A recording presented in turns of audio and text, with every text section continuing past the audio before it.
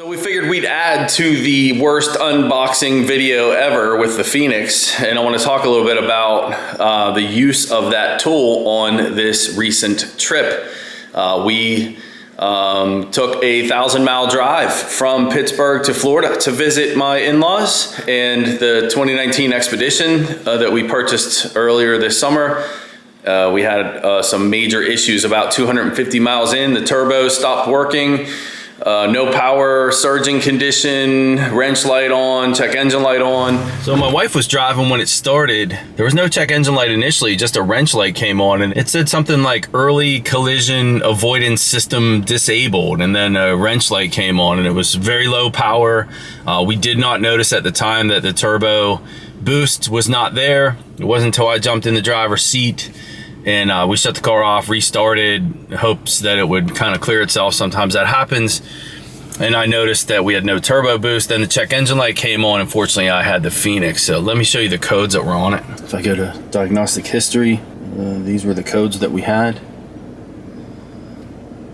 When I pulled over to that rest stop, I saw these turbo boost sensor A circuit faults, internal control module torque performance. I didn't look that one up. I believe that that's just an effect, not a cause. But yeah, these are basically all the P0236 faults, which is turbo charger, supercharger boost sensor A circuit range performance, circuit low voltage codes. All right, well, it only took 1,000 miles to happen again, but this is the message I get first. I got a wrench light and a C manual post or pre-collision assist not available. So my cruise control does not work. Adaptive cruise does not work. And let's see if I got turbo boost here. I don't think that I do. I mean, it literally took, yeah, I got no boost. So there's wide open throttle. Oh no, yeah. Kind of a little bit of boost there and major surge when I get into it. If I shut the key off, turn the key back on, the check engine light's gonna be on. So no updates, I'm sorry. I'm home now. It is, what is the date? It's late April. It's like April 20th. That was filmed more than a month ago, and it has not acted up since. And I believe what causes that condition is warmer ambient temperatures and extended periods of time where the turbo boost is elevated, which is going to raise the temperature even more. So it's heat. It's more than just heat of the sensor. It's long extended times with boost on the highway for hours with higher ambient temperatures. On the way down, it was like 60 degrees in West Virginia when it happened, but on the way back, it was 19 degrees in West Virginia. It never did it. Hasn't done it since. And I still have the part sitting in my door, and we'll wait for it to do it again before I change it. And if you looked at that graph, I was just reviewing Caleb's edits here. If you look at that graph, we do see some desired change for the boost pressure when we saw the hash in the sensor. So that was interesting too, but I think that's cause and effect. And that area where we saw that was where I first felt the truck acting up. So that was definitely the best capture that I had. And like I said, it's been a while. It's been more than a month and hasn't done it again. Hey guys, we are on our way to the beach and having some mechanical issues, and I do bring my top on with me, and I'm glad I did. This boost pressure sensor, I believe, is acting up again. It's been a year and a half. So look at this. I just checked this before we left. It says March of 2022. So that's when I bought that sensor. I never put it in. I never put the sensor in. I still have it. It's in the door. I'm just gonna scan this real quick and make sure that's what's going on. We're gonna be parts tape. What's the word? The word is, I'm driving it and my wrench light, come on here, get a shot of that wrench light. C. Manuel, yeah. Manuel was affecting the drivability. Like I didn't have very good acceleration at all. Caleb's driving a different car. I'm like, Caleb, pull over. We pull in this parking lot. I'm like, here, you're filming this. We can make this trip a write-off now. Diagnostic, shoot.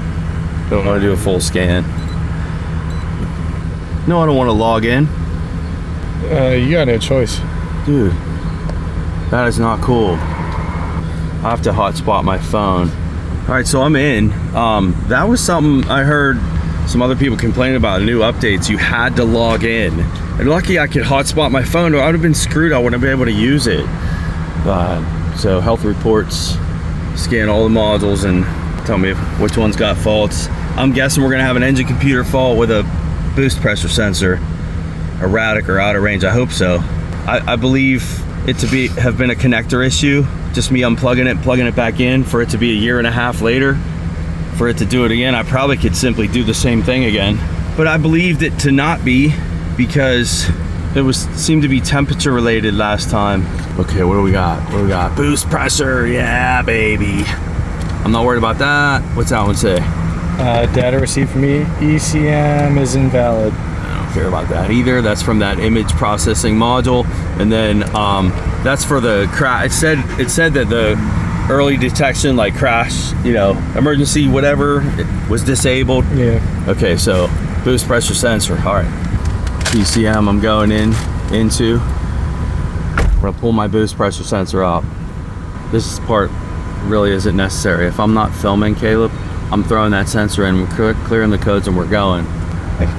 That's what So is that the route we want to do? Hell yeah. We still got 3 hours to go. All right, guys, I'm sorry. We're not looking at data for this. I'm seriously being a parts changer. If you guys want to see what we went through on this a year and a half ago, I'll link the other video here, and you can see what we did with this unit. Pretty cool stuff. I'm changing the part. We want to get out of here. Traveling with my granddaughter, who is not even 2. So let's change the part. There's the sensor. Bought it a year and a half ago. Any corrosion? Oh, see it. Yeah, it looks pretty good. I probably could get away with just unplugging it. We got ScannerDanner here with me too. What are we doing? Changing a boost pressure sensor. Yeah, I had to teach Jake what vice grips were yesterday. Well, I do it That's all. Sorry, that was funny. I'm just focused.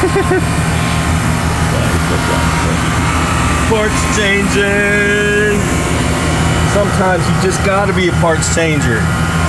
Would have been cool. Sorry about the AC running behind me, but it would have been cool to have shown you the data, the sensor dropping out, doing the wiggle test with the wiring again, all that stuff. But guess what? We already did it. I'm not doing it again. So we're gonna say done with that diagnosis. I'm gonna clear the codes. I'll update you guys when I'm back on the road. I'm gonna clear these. Probably have to turn the engine off. I think I do for the one. Yeah, wrench lights off. Sweet. Is that done scanning? Yeah. Looks like it. Where's my PCM at? Right here? Nope, that's GSO. Right there. All right, sweet. Here we go. I'll keep the scans one. Let's go for not go for a ride. Let's keep traveling. Well, so far so good. Can't believe that it's been a year and a half for this to act up again. Yeah, special thanks to TopDon for hooking me up with that scan tool. It's been my favorite road scan tool. It's the Phoenix Lite. I think the Lite 2 is a little bit bigger tablet. It's still great price, $800 or $900. Great scan tool. Let's go, Jake. Come on, bring him in. Let's see him. Where's he at? There he is. Oh, it's a stingray! Sweet. How do I get him up? Bring him over here. How do I get him up? Bring him over here so we can see him. dude. Shoot him. What do I do? Bring him. Let me see him. Bring him over here. Hey, don't go under the dock, you son of a... No! Dude, he's strong. Yeah, bring him. Pull. I'm trying. Why turn your strobe light off? What do I do with Bring him over. Pull him out. Oh yeah, sweet. Can I lift him up? I mean, sure. Hold on. What can I do to help you? ScannerDanner's making him talk. You gonna hold down his back? Cut him up for bait, man. Dude, that's so much bait. That is a ton.